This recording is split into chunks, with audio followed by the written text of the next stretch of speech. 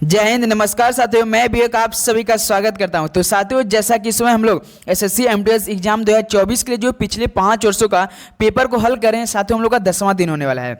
तो साथियों, आज की सेशन में जो हम लोग 45 प्रश्नों को हल करेंगे, वेरी वेरी इंपॉर्टेंट सॉल्व होंगे। अगर आप भी एसएससी एमटीएस की तैयारी करें, अगर आप पहली बार एग्जाम की तैयारी करें, तो अगर साथियों जो हम लोग का ये सीरीज चला डेली का सुबह में 11 बजे जो आपका पिछले 5 वर्षों का पेपर को हल करेंगे, तो साथियों याद रखेंगे, अगर हम लोग 5 वर्षों का पेपर को हल कर लेते हैं तो यहाँ से तो हम लोग को 40 से 45% जो पेपर में सवाल मिलेंगे, हम लोग को यहीं से मिलेगा। रिपीटेड सॉल्व होता है एसएससी एमटीएस ऐसा एग्जाम में साथियों, जो कि आपका स्टैटिक जीके हो या आपका जीके हिस्ट्री हो, इसमें साथियों जो कि रिपीटेड सॉल्व अधिक पूछता है।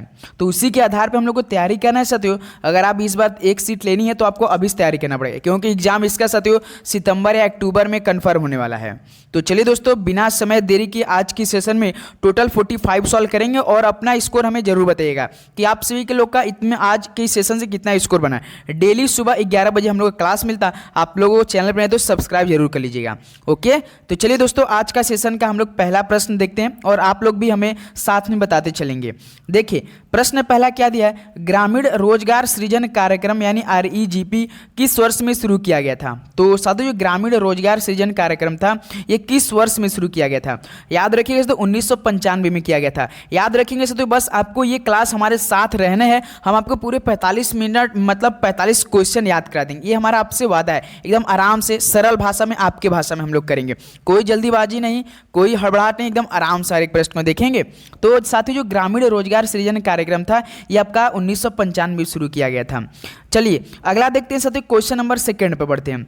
देखिए क्या दिया है, चोलों के शासनकाल में किसी विद्यालय के रखरखाव के लिए दी गई भूमि को किस रूप में जाना जाता है। तो साथी मेरे, जो चोलों के शासनकाल में किसी विद्यालय के रखरखाव के लिए दी गई जो भूमि है, उसको किस रूप में जाना जाता है। तो याद रखिए तो साला भोग के नाम से जाना जाता था। तो बी ऑप्शन हम लोग का क्या हो जाएगा, बिल्कुल राइट ऑप्शन हो जाएगा।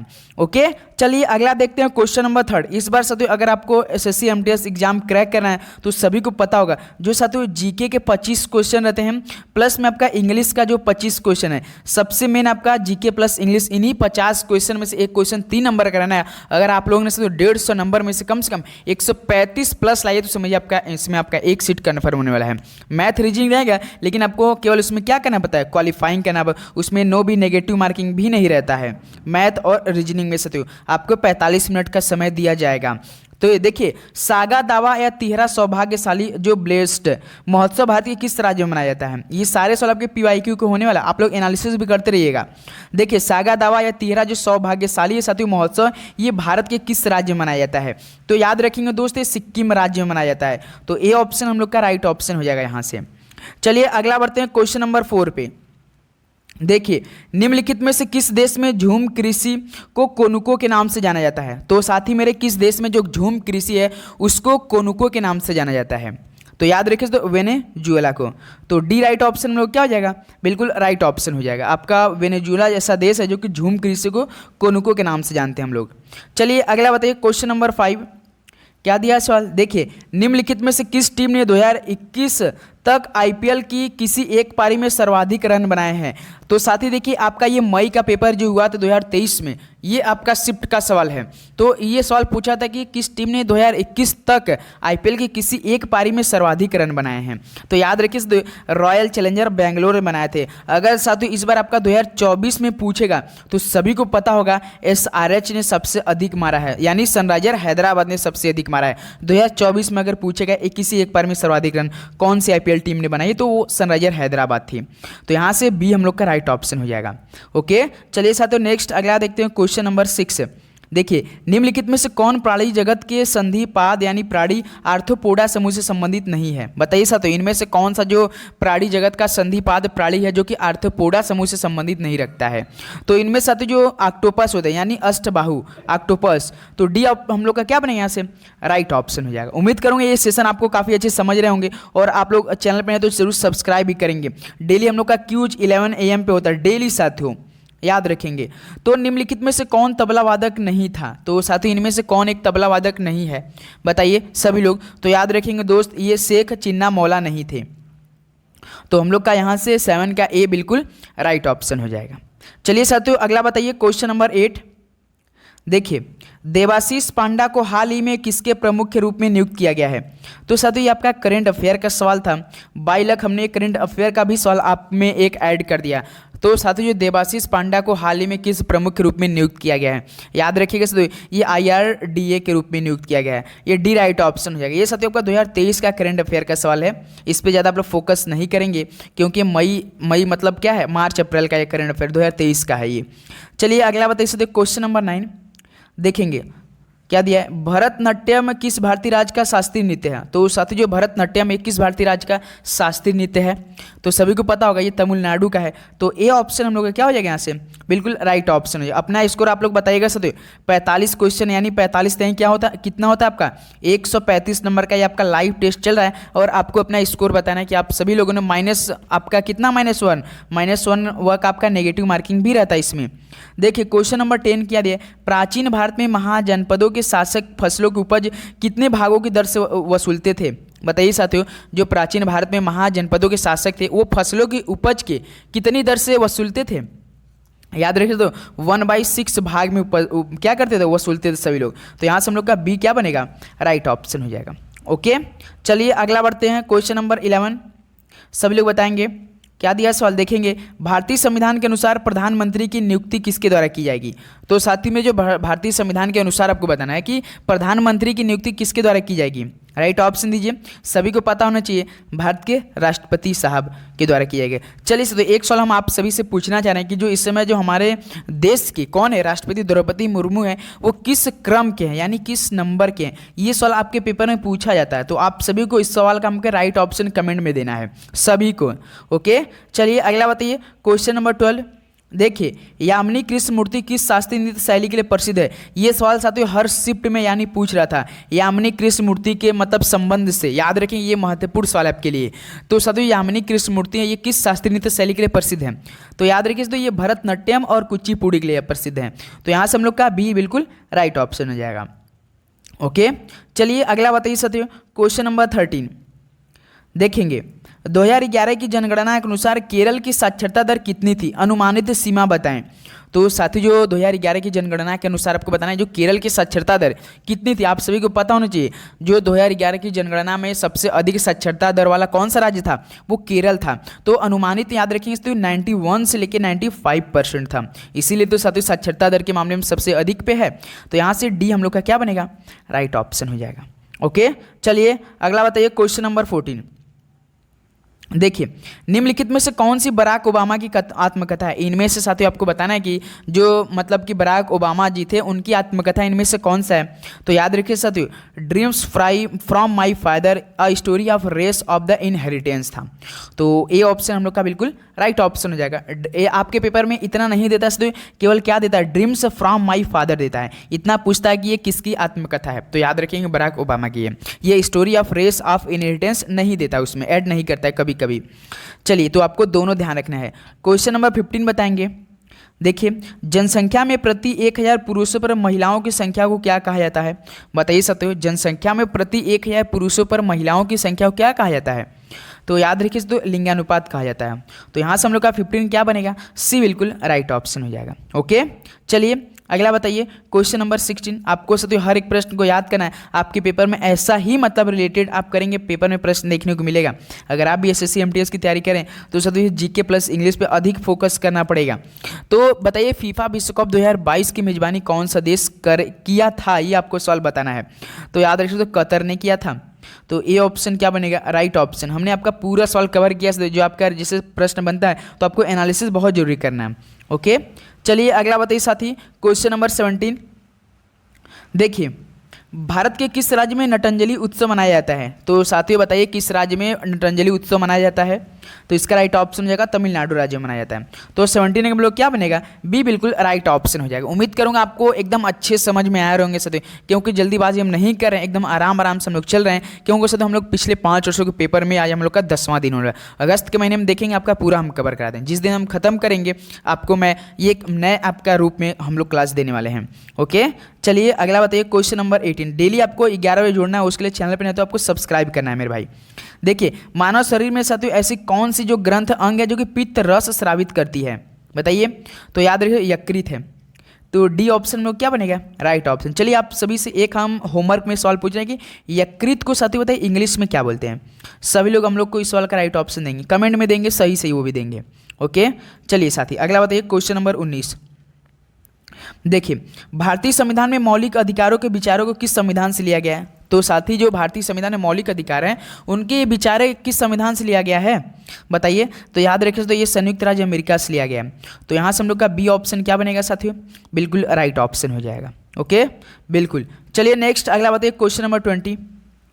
देखिए दोस्त, सत्रिया किस भारतीय राज्य का शास्त्रीय नृत्य है। तो साथियों आपके पेपर में जो स्टैटिक जी के अधिक सवाल प्रश्न पूछा जाता है वहाँ से कम साथियों 8 से 9 प्रश्न आपको देखने को मिलेगा, याद रखिएगा सभी साथी। तो सत्रिया किस भारतीय राज्य का शास्त्रीय नृत्य है, तो याद रखिए असम का है। तो ए ऑप्शन हम लोग के यहाँ से क्या बनेगा, राइट ऑप्शन हो जाएगा। ओके चलिए नेक्स्ट अगला बढ़ते हैं साथियों क्वेश्चन नंबर 21 पे। देखिए, भारत के निम्नलिखित में से कौन सी नदी बंगाल की खाड़ी में गिरती है।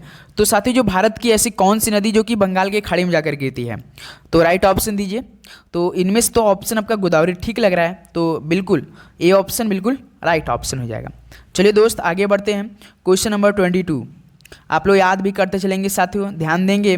डेली हम आपको जो क्लास प्रोवाइड करते हैं तो उसका पीडीएफ भी हम प्रोवाइड करना चाहते हैं, जो कि डिस्क्रिप्शन बॉक्स में टेलीग्राम ग्रुप, आप वहाँ पे मैसेज भी कर सकते हैं साथियों, क्योंकि हम लोग का ग्रुप ऐसा कि वहाँ पे क्यूज भी होता है, याद रखिएगा। तो इनमें से किसने टोक्यो ओलंपिक 2020 में भाला फेंक स्पर्धा में भारत के लिए स्वर्ण पदक प्राप्त किया। भाई साहब सभी को पता होगा, इसमें गोल्डन आर्मी के नाम से किसे आप लोग जानते हैं, नीरज चोपड़ा जी को, जो इस समय फिलहाल में साथियों पेरिस में अपने दाव को मजबूत पुख्ता करने के लिए पहुंच चुके हैं। तो यहाँ से ए ऑप्शन हम लोग का राइट ऑप्शन हो जाएगा। उन्हीं से एक ही उम्मीद है साथियों, इसमें तो जो पेरिस ओलंपिक हो रहा है साथियों, भारत की तरफ से तो कोई भी अभी तक स्वर्ण पदक नहीं जीत पाया है, ब्रॉन्ज भी तक आया है हमारे पास। देखिए क्वेश्चन नंबर 23 क्या दिया है, निम्नलिखित में से किस तत्व की परमाणु त्रिज्या सबसे अधिक है। तो साथियों इनमें से कौन सा तत्व की जो कि परमाणु त्रिज्या सबसे अधिक है बताइए, राइट ऑप्शन दीजिए। तो याद रखिए तो लिथियम की। तो ए ऑप्शन हम लोग यहाँ से क्या हो जाएगा दोस्त, बिल्कुल राइट ऑप्शन हो जाएगा। चलिए आगे बढ़ते हैं क्वेश्चन नंबर 24 देखते हैं। देखिए 2021 आईसीसी पुरुष टी20 विश्व कप में खेले गए मैचों की मेजबानी इनमें से किन देशों ने की थी। तो साथी जो 2021 वाला आईसीसी टी20 पुरुष कप हुआ था, तो बताइए इनमें से मेजबान ने कौन से देश किया था, कौन देश मेजबान किया था, सभी को पता होगा साथियों। एक तो ओमान किया था और कौन किया था, संयुक्त अरब अमीरात किया था। तो यहाँ से बी हम लोग का राइट ऑप्शन। इस बार वाला साथियों अगर आपसे पूछेगा 2024 वाला, तो आप लोग किस पे जाएंगे, याद रखिए इस बार किया था आपका अमेरिका, कौन और क्या था, वेस्ट इंडीज, और इसका विजेता कौन था, अपना प्यारा भारत था, और उप विजेता साउथ अफ्रीका था। ये आपको याद रखना है, पेपर में आपके प्रश्न जरूर छपेगा किसी न किसी शिफ्ट में। चलिए आगे देखते हैं साथियों क्वेश्चन नंबर 25 पे। देखिए पंडित रविशंकर को 1967 में इनमें से किस एल्बम के लिए ग्रैमी पुरस्कार प्राप्त हुआ था। तो साथी पंडित रविशंकर को 1967 में किस एल्बम के लिए ग्रैमी पुरस्कार प्राप्त हुआ था। तो याद रखिएगा साथियों उनको मिला था किसके लिए, वेस्ट मीट्स ईस्ट के लिए। तो बी को हम लोग क्या करें, यहाँ से लॉक करेंगे। ओके चलिए आगे बताइए साथियों क्वेश्चन नंबर 26। देखिए अकबर का राजस्व मंत्री निम्नलिखित में से कौन सा, अभी तक साथियों देख रहे होंगे आप लोग, हमने पूरा पेपर को मतलब 26 क्वेश्चन तक पहुंच गए। आपको हिस्ट्री से बहुत कम सवाल देखने को मिला होगा, आपने गौर किया होगा साथियों, मेरे बातों गौर किया होगा तो बिल्कुल अच्छे से आप लोग समझे होंगे। अगर आप एकदम मन से तैयारी करेंगे तो साथियों समझिएगा आप लोग। अकबर का राजस्व मंत्री कौन था, तो याद रहे दोस्त ये टोडरमल था। तो बी ऑप्शन हम लोग क्या हो जाएगा, बिल्कुल राइट ऑप्शन हो जाएगा। चलिए आगे बढ़ते हैं क्वेश्चन नंबर 27 पे। देखिए साथियों अल्लूरी सीताराम रमन जो थे राम थे वो राजू भारत के किस राज्य के आदिवासी स्वतंत्रता सेनानी थे। तो साथियों जो अल्लूरी सीताराम राजू थे भारत के किस राज्य के आदिवासी स्वतंत्रता सेनानी थे, याद रखें तो आंध्र प्रदेश के। डीपली पूछ देता है साथियों, इसमें कई से ऐसे सवाल आपको मिलेगा, काफ़ी ईजी भी सवाल मिलेगा, जो हलवा भी सवाल मिलेगा, और काफ़ी ऐसे सवाल मिलेगा जो कि मतलब दिमाग हम लोग का घुमा सकता है, चकरा भी दे सकता है। तो इसलिए डीपली थोड़ा सा जाइएगा आप लोग, सी राइट ऑप्शन हो जाएगा। आप लोग टेंशन ना ले जाएंगे साथियों, पूरा आपका हम लोग स्टैटिक जी के प्लस जी के पॉलिटी कुछ भी कोई भी मतलब सब्जेक्ट आपका पूरा एक एक प्रश्न आपके लिए हम प्रोवाइड करने वाले हैं। तो जगन्नाथ स्मार्ट टाउनशिप योजना भारत की किस राज्य सरकार द्वारा शुरू की गई थी। तो बताइए सर जो जगन्नाथ स्मार्ट टाउनशिप योजना ये भारत की किस राज्य सरकार द्वारा शुरू की गई थी। तो याद रखिए तो आंध्र प्रदेश राज्य की सरकार के द्वारा शुरू की गई थी। तो यहाँ से हम लोग का ए क्या बन रहा है, बिल्कुल राइट ऑप्शन हो जाएगा। नेक्स्ट अगला बढ़ते हैं सर क्वेश्चन नंबर 29। देखिए सुंदरी वृक्ष में पाए जाते हैं, तो बताइए सदैव सुंदरी वृक्ष कहाँ पर पाए जाते हैं, किस डेल्टा में पाए जाते हैं। तो राइट ऑप्शन दीजिए, सुंदरी वृक्ष सदैव गंगा ब्रह्मपुत्र डेल्टा में पाए जाते हैं।